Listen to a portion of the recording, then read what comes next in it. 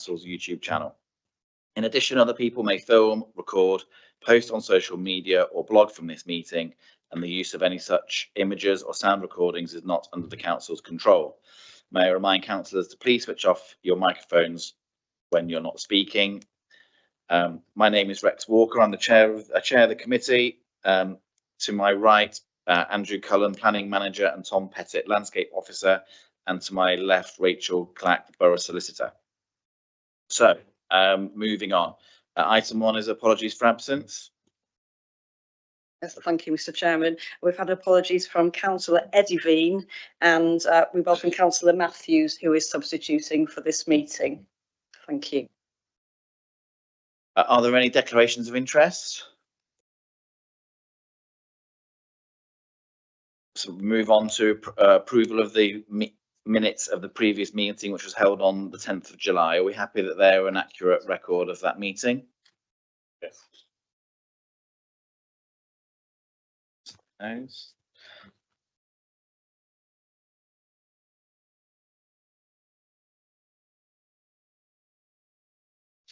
Okay, so on to business, and the first item is the Watton number 1 tree preservation order. So I'll hand over to Mr. Pettit, please.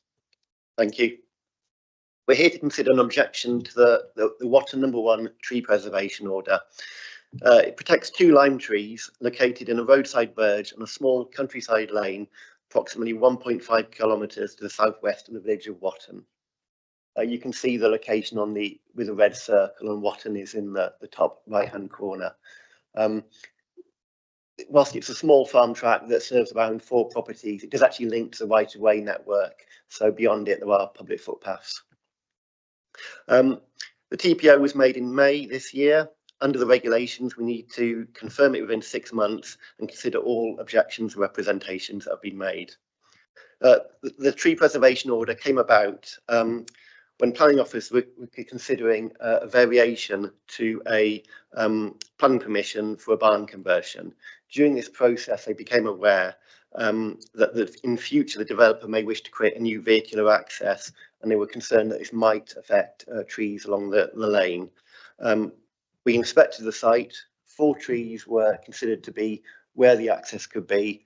2 were quite poor quality horse chestnuts. This is as you come off the road and drive down the lane towards the farmhouses. So this is one of the trees we didn't protect.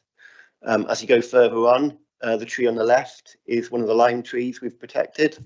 Is that going to work? Yeah, that one there. And this is continuing in the same direction. Again, we've got a half-dead horse chestnut tree. We've not protected that one. And again, this tree on the left is the other lime tree we've protected. And then this is the return journey as you go back towards the road. So it's the lime on the right that's protected. And again, this one here. Prior to making the tree preservation order, a local councillor was consulted. He raised no concerns and welcomed the effort being made. We've received 1 objection on behalf of Knightwood Trust Farms Limited for the following reasons. The trees are mature yet unremarkable. They're located on their land alongside a private roadway serving their farm, alongside a current barn conversion, which is no longer in their ownership. They understand the TPO has been made to protect trees due to a new independent access, or the possibility of a new independent access being created to the barn conversion, although they believe there is no necessity or intention to remove trees. There's been no consideration of the maintenance implications for Knightwood, who retain responsibility for the trees and now face the prospect of having to make applications to the council each time they wish to cut back the trees to maintain access along the farm track. Our appraisal is that we've been quite selective when it comes to protecting trees, only 2 of the 4. Whilst it's an isolated location, it does link to the right-of-way network with this public amenity value. You know, the public can access this lane. It appears the council has protected trees on Knightwood's farm's land due to concerns about an adjoining development. Unfortunately, the land ownership to us is not always known, because when land is bought and sold, the land registry are quite slow these days to update their website. So we're sometimes, behind the curve. But notwithstanding that, government advises it's not necessary for there to be an immediate risk. for there to be a need to protect trees. In some cases, the authority may believe certain trees are at risk as a result of development pressures and may consider whether this is in the interest of amenity that it's expedient to make an order. And I think that's exactly where we are with this situation at the moment. We suspect or know there might be some development pressure, and we're just sort of erring on the side of caution. The tree preservation order will still allow applications to be made to enable works to the trees, and actually the government does actually encourage applications that allow for repeat operations. So they could say we'd like to prune the tree no more frequently than every 3 years to maintain 5.2 metre clearance over the road, which is what the county council recommend is suitable, roadside clearance. The tree TPO only protects the 2 lime trees. The hedge is not protected, and we didn't foresee a risk to the trees on the other side of the road, so we haven't protected those. So whilst it might be a minor inconvenience to the owner, we don't believe that this would prevent the tree preservation order being confirmed. Therefore, we recommend that it is confirmed without modification, but the committee could decide to protect one or neither of the trees if you so see fit. Thank you.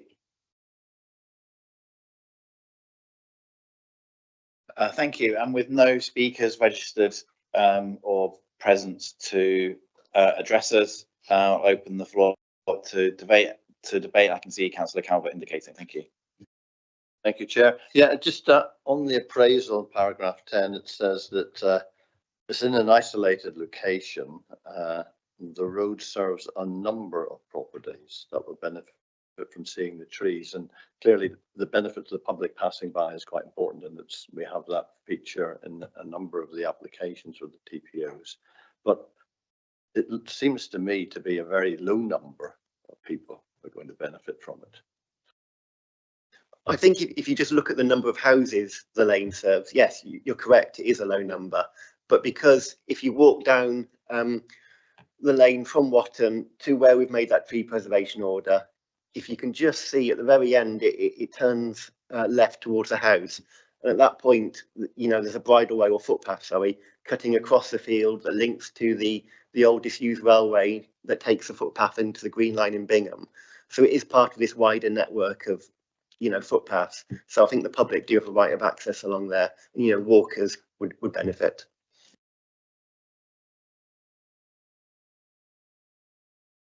Councillor Thomas, please. Yes, I think the presence of the tree preservation order doesn't actually stop the owner doing work on it. And in my experience, the staff are very good at processing any requests for work. And as it's been stated, they can set up a sort of repeat order, if you know what I mean, to do it to a certain level. So I don't have any objection to renewing or confirming the TPO, and I move the recommendation. Thank you. Councillor Mallender, please. Yeah, I'll second the recommendation. No problems.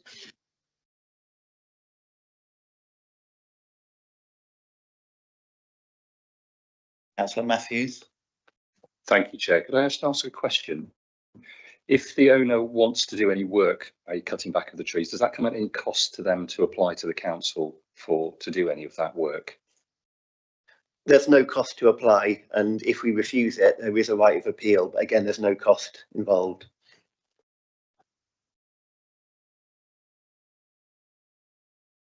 I don't see that anybody else is indicating to speak. So with the recommendation and the report having been proposed by Councillor Thomas and seconded by Councillor Mallender, I'd invite colleagues to indicate whether they support the recommendation, please.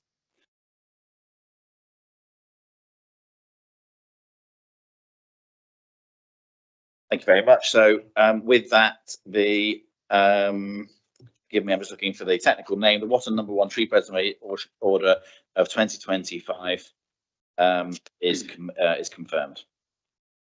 Thank you, Mr. Pettit. This one. So we move on to the second and final item on the agenda, which relates to Bridgeford Hall, and I shall hand over to Mr. Cullen. Thank you, Chair. So this is a listed building consent application in relation to Bridgeford Hall, which is a Grade 2 listed building located centrally within Bridgeford Park in West Bridgeford. The building is owned by Rushcliffe Borough Council, who are also the applicants, and that is the reason why it's being presented to Planning Committee this evening. The proposal seeks to install two black perforated roller shutters to enclose the single-storey canopy over the stairs, which is on the right-hand side of the picture here. Alterations to the canopy supporting column and existing handrail would also be necessary to facilitate the installation of shutters.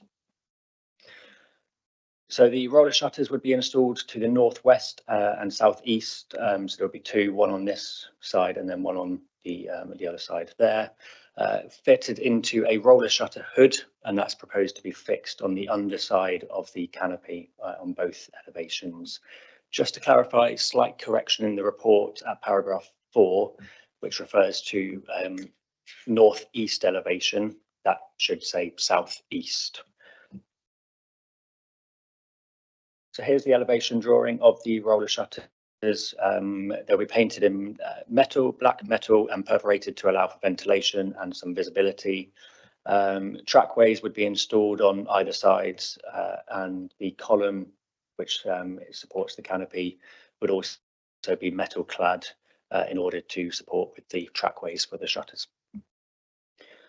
The proposal would be of a functional and modern appearance and would be entirely reversible as well, and as such no historic fabric would be lost, and that is the elevation of the other side as well.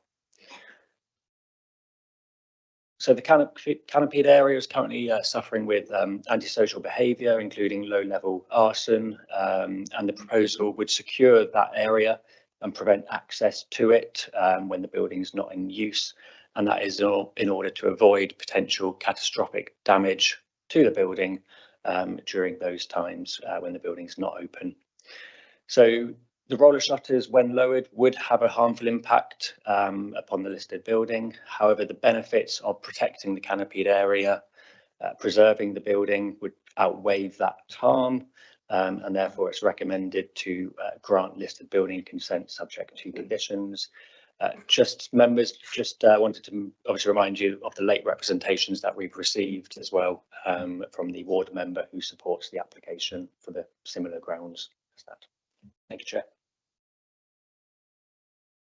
Thank you, Mr. Cullen. And again, we don't have any speakers, so who'd like to kick us off? Councillor Wells, please. Thank you, Chair. I see from the drawings it will be in the front, but you've got a walkway up the side, so I take it the shutters will be there as well. So it'd be like an L shape. Thank you, Chair. Yep, that would be correct. So it would be on the front elevation here, which is for the steps, and then on the second elevation, which is for the ramp walkway. Sorry. Councillor Mason, please. Thank you. I think anything that can protect this building is a really good idea, and it isn't too intrusive. So I would be very happy to put forward the recommendation to accept this plan. Thank you. Thank you. Councillor Mallender and Councillor Thomas who'd also indicated. Councillor Mallender, please.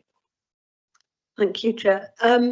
Yeah, I mean, the only thing I was going to ask was that if the building currently, the owners of the building, or the people who use the building rather, have gone out of business. They were an apart hotel. I never thought that this was going to be a successful business because there's nowhere to hold your reception. So you could stay there when you're having your wedding in the registry office, but you have to go to one of the restaurants for your wedding breakfast, and then where would you go for an evening reception? You'd have to go somewhere else entirely. A lot of people like to stay in a similar sort of place. So you know, I think that's possibly why it wasn't entirely successful. I believe that there will be some future use. Certainly hope so, that all those rather nice apartments might be put to be rented apartments where they would need access. So all I was going to ask was, should an alternative use occur, I presume these shutters will, in those circumstances, when there's a greater use of the building generally in the evening and so on, they'll be removed at that point. But if that's the case, then I'm happy to second the recommendation. So obviously there's no intention for them to be removed at sort of set in stone, but that would be an option available later down the line. Councillor Thomas, please. Yeah, I was just going to ask if the option of removing the cover, the canopy, had been considered, because it is actually not a terribly beautiful thing in itself, and it detracts from the building itself. And my understanding is that people don't stand there for the wedding photographs anyway; they stand in the other entrance. If the canopy was taken out, waiting space, covered waiting space, could be created in a much more aesthetically pleasing way than the existing canopy, which is ugly, and the shutters, which are ugly. Having said that, I recognise that we have to deal with the application in front of us. Thank you. Mr. Cullen's gesticulations indicate to me that the last your last sentence sort of answered what he might have said. Comes Councillor Ellis. Councillor Chaplin. Yeah, I just wanted, I mean, obviously, if it's going to protect the hall, it's a good idea. So it says it'll be down when the hall's not in use. So it's not used on a Sunday as a registry office. So but there are lots of people in the park who will enjoy looking at the nice hall rather than the hall with the blinds, with the shutters down. Is there any ideas of having them not down when it's not in use, but during the day? Thank you, Chair. So that would be for the applicants, for the owners to determine when and when not to have them lowered. But what I could do is we could add a note to the applicant, just to add that on, for them to consider when the best times for them to be lowered are. I mean, I think obviously the evenings are going to be when the antisocial behaviour occurs, not during the day when it's busy. So if they could be raised during the day, that would alleviate the problem of it looking a bit uglier. Thank you. Councillor Birch.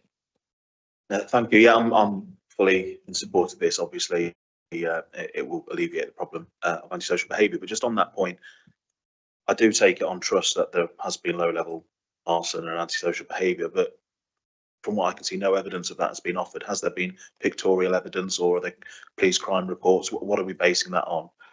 Because I think planning, decisions should be based on fact and evidence. In essence, that is why the application has come forward, in order to sort of prevent that from taking place. There have been instances in the past. I don't have the details in front of me, but the colleagues that have submitted the application do, and then that's why the reason they've come forward with this option. They did look at other options as well, but this was considered to be the best option to overcome the issue, whilst also ensuring the aesthetics of the fabric of the building are preserved as well. Yeah, whilst I'm seeing as a note that the ward councillors' representations do reference their understanding or experience or knowledge of those such issues. Anybody else? Okay, very good. So we have the recommendation in the report, which has been proposed by Councillor Mason and seconded by Councillor Mallender. So all those in favour, please.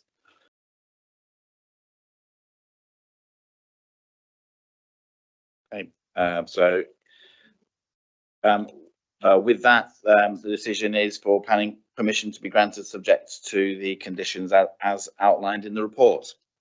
So we move on to noting the appeal decisions. So Mr. Cullen, please. Thank you, Chair. So yeah, there's 2 months worth of appeal decisions just to note, July and August. I don't propose to sort of touch on any of them in any great detail unless anyone has any questions that they want to clarify, or you can always contact me as well afterwards. Thank you. Does anybody have any questions on those? Okay, well, in that case, we shall close the meeting. I'll just ask members, once we finish the meeting and turn things off, just to